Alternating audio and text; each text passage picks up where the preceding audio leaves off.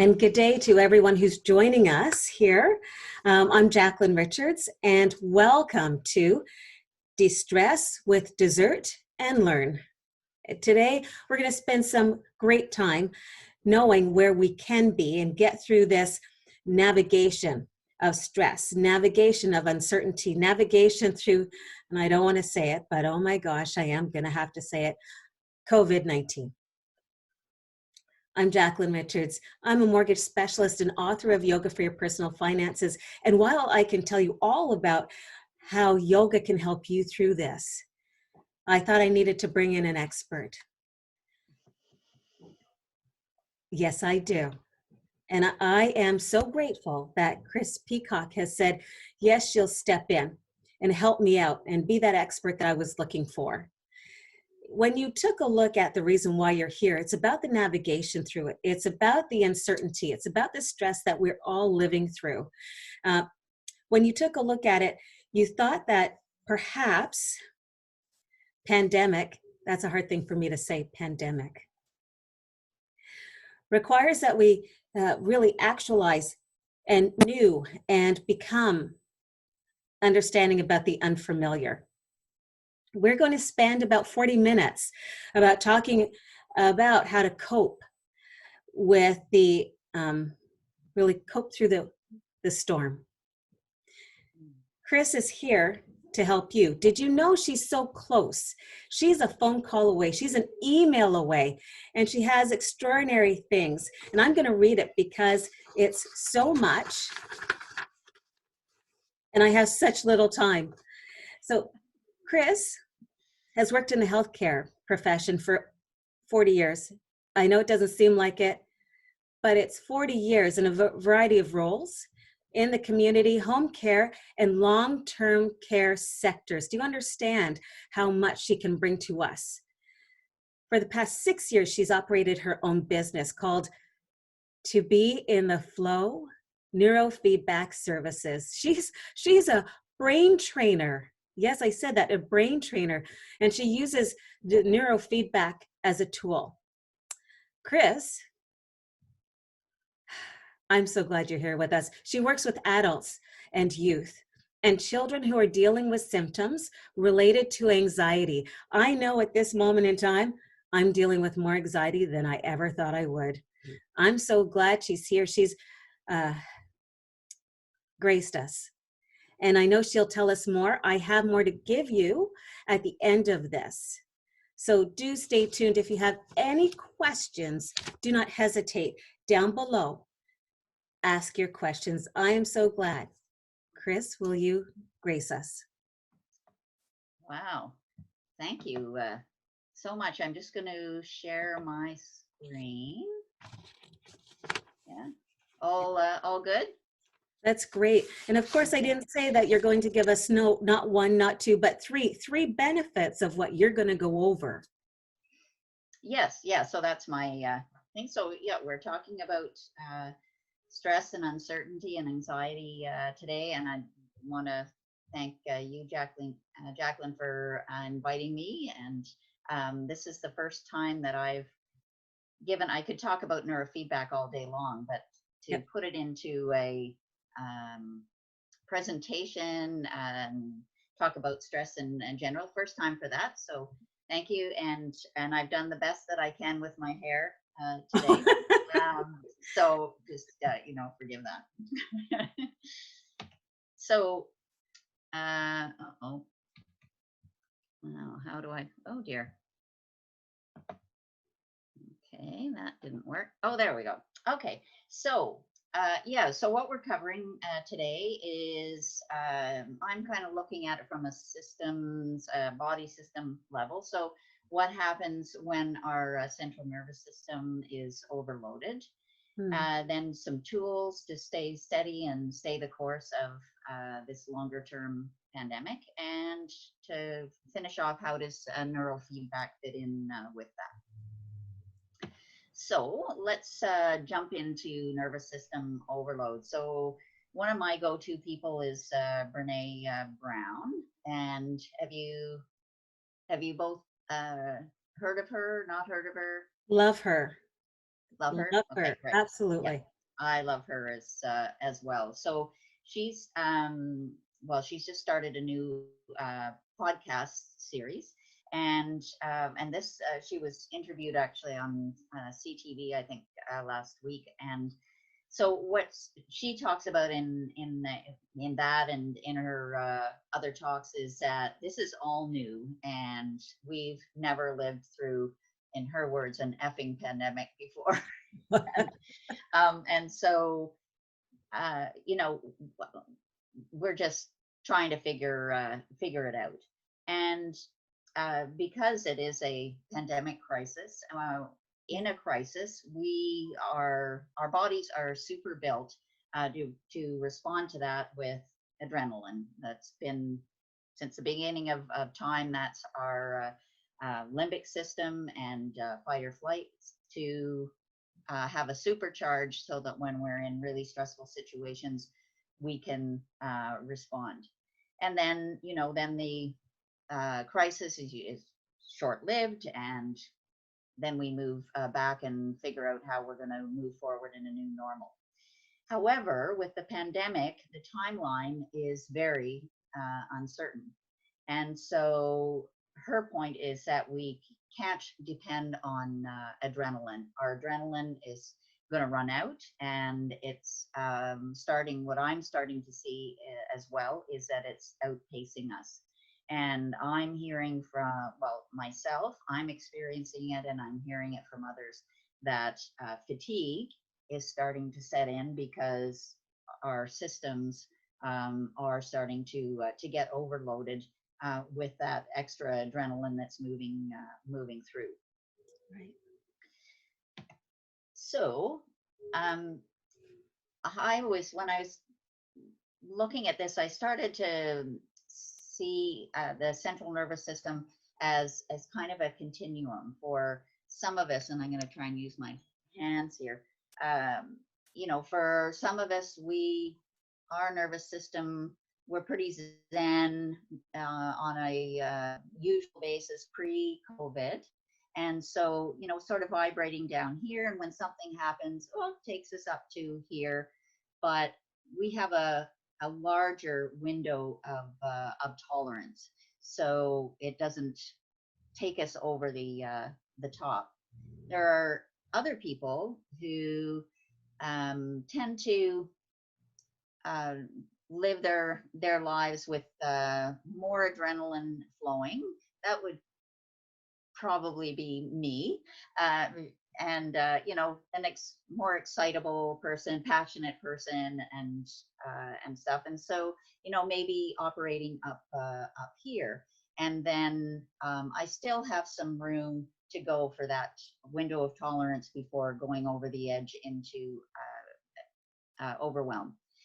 And then for the people, primarily the people that I work with neurofeedback, their nervous system is vibrating up here all the time. They usually have a diagnosis of anxiety. They often on medication, may have other comorbidities that go along with that. And so when things happen, they have a very, very small window of tolerance before they go into that overwhelmed state.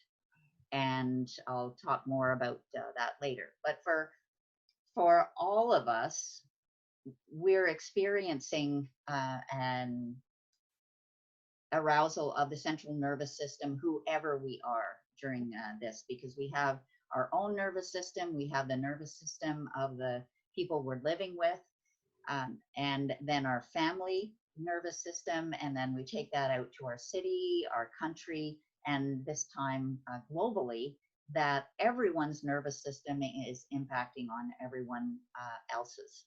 And it's a good opportunity to be able to really take that in. Mm-hmm. So what happens when our nervous system starts to get over aroused is that we start having sleep issues, focus and attention goes down, find ourselves in overwhelm more easily, tend to react or get angry or defensive more often than usual, have those repetitive thoughts that start going over. And that's so easy with the news these days. So you get stuck on one story and over it goes. And for most of us are still able to recognize when these things are happening and can use our tools. But for the people that I work with primarily, their logic and reason of the thinking brain or the frontal cortex, they find isn't accessible, and so they need something else. And I'll talk about that later. So what can we do about it? So going back to Brene, she talks about three things. First is acknowledging that this is a new and unusual situation. Also reminding ourselves, although, the end of June, which is kind of looking like that's gonna where we're aiming at this point for even social distancing to maybe come down a little bit, seems like forever, but it isn't going to last forever, and we need to be repeating that to ourselves often, and to not have super high expectations of ourselves, that we're all trying to figure this out. We're not going to do it well, because we've never been in this situation before. And so my big message at all my meetings lately has been how crucial self-care is, and that it's like, being on the plane where they say, put your own oxygen mask on first, because if you don't have your own oxygen going, you're not looking after yourself, then you can't look after anybody else in your family or your community. And then, we, the three of us, all know the tools: getting out for walks. Pamela in our Phoenix group, she's a nutritionist. We need to be putting an emphasis on eating right. I know that I'm not particular. Well, I'm eating the right things until the evening, when for me it's chocolate. That's my big go-to.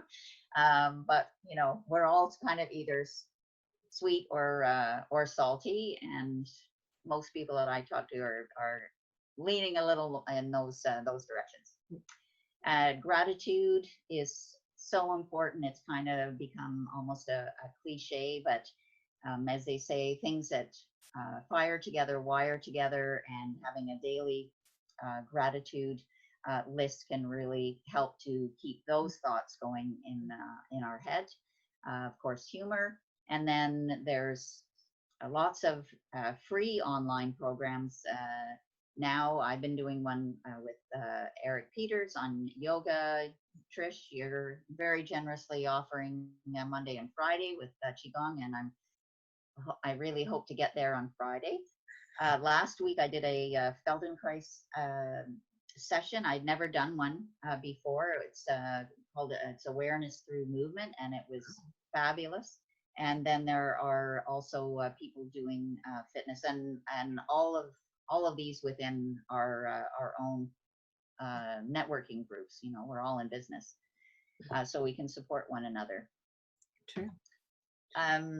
You already know, so a go-to for me is Brene Brown. Really recommend her podcast on anxiety, calm, and over and under functioning. She talks about that we tend to have two ways of responding to crisis or anxiety, to either over or under function, and she explains that really well. Tara Brock has been a go-to for me for quite some time, and she's got a great podcast on facing pandemic fears. And I've used her RAIN practice. Are either of you familiar with RAIN? No. No? Okay, so it's well, certainly I've been using it more often lately, and RAIN stands for, so when something happens, or we find ourselves getting reactive, or we're upset, and it seems to be more than what is presented in front of us. Yeah. It's a tool. So R stands for recognize. So recognize, oh, yeah, here we go. I had a response possibly bigger than it should have been to that. Um, A is allow, so allowing the feelings or emotions that are coming up as opposed to trying to push them down. I is investigate. So spending a little time investigating, okay, where am I feeling that in my body? And w- what does that feel like? And what's underneath that reactivity or those feelings? What's more at the source?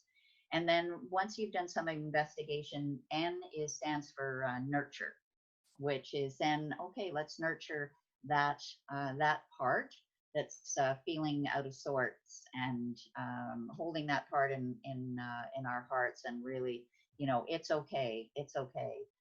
Um, and it's a great practice just to use over and over and over. And I've certainly found myself using it even more lately. Carolyn Mace has come up on my feed lately, and I haven't listened to her a lot, but she's got one up there. Breaking down is an option, but so is breaking through, and it's really all about how we deal with the stress and fear uh, right at the moment. And then yesterday, someone in the choir I direct actually was talking about using Insight Timer, which is a sleep and meditation app. And then there's the Calm app. There's lots of apps out there. So there's lots and lots of tools that are out there for us to use. So how does neurofeedback fit into all of this? So as I said it before, I'm really working with people whose nervous system is up here, and this crisis and pandemic is really sending them into an overwhelmed state. And when you reach that state, or when people usually come to see me, they know all those tools I've I've listed. And it's like those tools are over on an island, and they have no way to get to the island. And so what neurofeedback does is provide a bridge to get back to that island, and be able to access those tools. So the type of neurofeedback that I do is a brain training. It's not a treatment. So it's working at an unconscious electrical nervous system level, not at a conscious level. And the goal is to calm the central nervous system down, and then help the brain develop new neural pathways that don't take us down that overwhelmed path. So how does it work? So it's a technology. Well, all of you know what it looks like, but anyway, it is a technology-based system. So the program is actually embedded in a laptop, and then people are connected to the laptop with 5 sensors: two on the ears, two on the top of the head, and then one I call the Carol Burnett sensor on the bottom of the right ear. And they're listening to music or watching a movie, some kind of audio.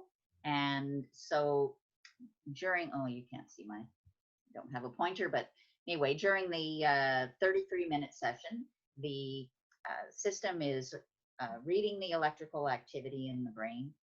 Then when that activity becomes turbulent, or is really out of balance, or for the sake of explanation today, it's stuck in that fight or flight mode, then people start to hear some static or a skip in the music, like a skip in a CD. And that literally brings the brain back to the present moment. So that skip, for illustration purposes, could be saying, oh, you've just gone into fight or flight. Is that what you want to do? And the nervous system checks in and goes, oh, okay, no, in this um, millisecond, I don't need to be in that state. So it starts to self-adjust, settle just a little, and then the same thing happens over and over and over and over. And so that some people call this type of neurofeedback meditation on speed, because it's reading the electrical activity 256 times a second, which is about 255 times more than we can do on a conscious level. And so it's just over and over and over and over every second it can be giving feedback.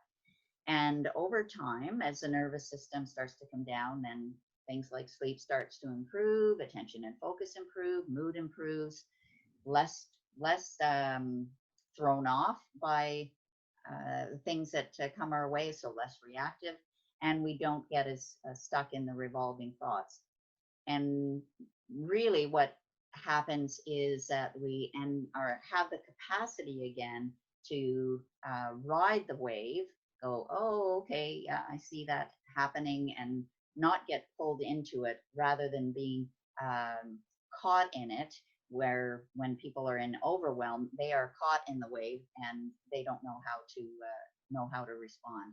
So once the nervous system does settle down, then people have much more capacity to then use the tools that I outlined before. So for me, I'm not able to do in-office sessions right now, but I do have 3 systems that I can rent out. And so then people can do sessions at home, and I've started doing Zoom training sessions to show them how to use it, and then support them through doing sessions. It can be covered under occupational therapy if people have coverage for that. And what I just want to put out there is I would really love to help, in particular, families who have a child or children on the autism spectrum through this time, because I know I've been reading in the news and stuff, they're really struggling. So that kind of wraps us around to, we got to look after ourselves, really use self-care. And for people that are really having trouble accessing the ability to use self-care, I can really help with that. Any questions? Well, first I have to say thank you so much for going over the idea that we can unstress if we take care of those helpful hints that you gave us. And it would be great to have a face-to-face, but you have that, and I saw that little gadget that you have for this. And I think that is an opportune moment for people who are having issues and anxiety. I have a good friend who is single, and her family is in Toronto. They're not visiting her, and they rarely call her. Anxiety? Wow. Yeah, I think just a bit. Yeah. Wow. Well, and as it goes along, like you're starting to see more and more of that. Like just over the weekend, I had 4 of my clients who I was seeing Yeah. prior, like in office, prior to 4 weeks ago, and 4 of them were in touch to ask if they could rent a system. So it's that's the group that it's really hitting as this goes on longer and longer, are people that are already, before COVID, were really dealing with anxiety on a higher level. Okay. I have to ask, why did you name your company Be in Flow? Oh, to be in flow? Oh my goodness. I'm just going to put my down. The sun's coming right at me, Okay. which is lovely, but I also can't see anything. Wow, that's a good question. It was, I did one of those boards where I came up with a whole bunch of words that I thought described what I do. And I wanted it to, the company to actually be in flow, but that was taken. So so then I just put the number 2 instead of to or instead of to, and just to be different. Well, because that's what the result of what I think is the result of neurofeedback is it helps people Mhm. be more in the flow Yeah, of life and not be so taken off course. absolutely. I have to thank you so much for offering this opportunity to know more about what you do and what we can do. Um, it won't be forever, but Yeah. it'd be great to know that there are ways to help us step into a place of sanity and calm. Thank you so much. And will you, I'm going to ask this of you, will you come back and speak with us? Sure. Well, and I'd love some, if we still have a bit of time, Yep, I'd love some feedback too. absolutely. Oh, go ahead, Trish. We have a little I bit of, have, I good. just have a quick question. At one point, I thought you mentioned something about that you can help people that have concussions. Is that the case, Chris?